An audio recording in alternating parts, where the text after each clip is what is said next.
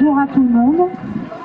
C'est vrai qu'on ne peut pas, je ne peux pas rester insensible à la situation qui se passe aujourd'hui. Pourquoi?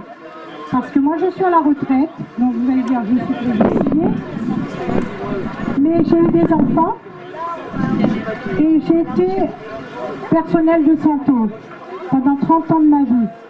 Donc j'étais infirmière, puéricultrice et cadre de santé. Donc je peux vous dire que je connais un petit morceau de ce qui se passe à l'hôpital. Et je sais que toute ma vie, en tant que puéricultrice, j'ai défendu les enfants. J'ai toujours œuvré dans l'intérêt des enfants.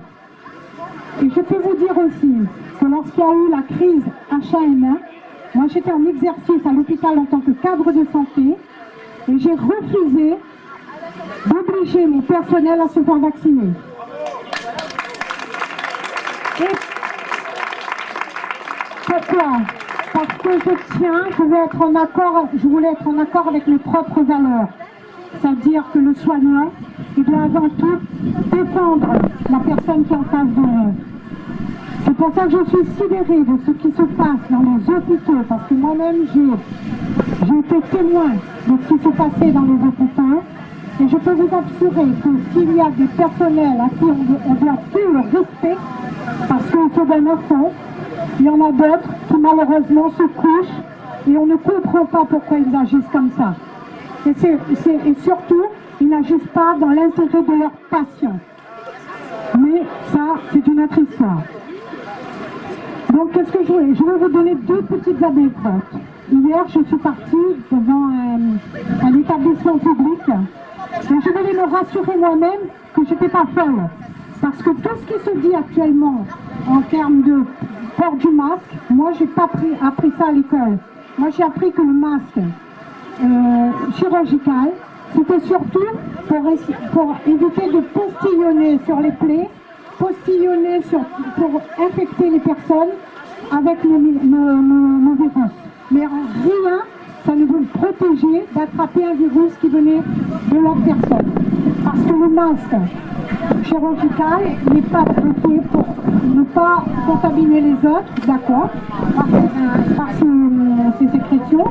Mais si on veut se protéger, on doit mettre un masque FFP2, c'est ce qu'on faisait à l'hôpital. Quand on s'occupait d'un patient qui était infecté, on mettait un masque FFP2 pour être sûr d'être protégé. Donc je vous assure que je suis sidérée par les mesures, parce que je me demande si on connaît encore ce que c'est que soigner quelqu'un.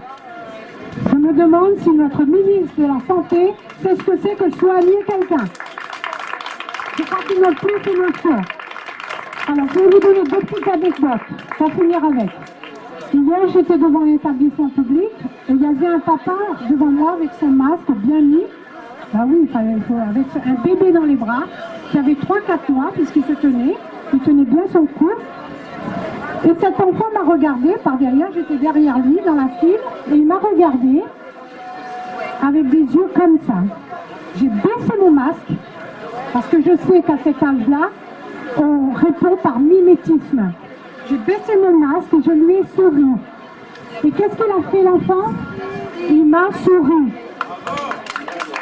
Il a tourné la tête vers son papa, parce que vous savez, les enfants, ils se méfient des étrangers, ils ont bien raison. Donc il m'a souri et il s'est retourné vers son papa pour avoir la sécurité de son papa.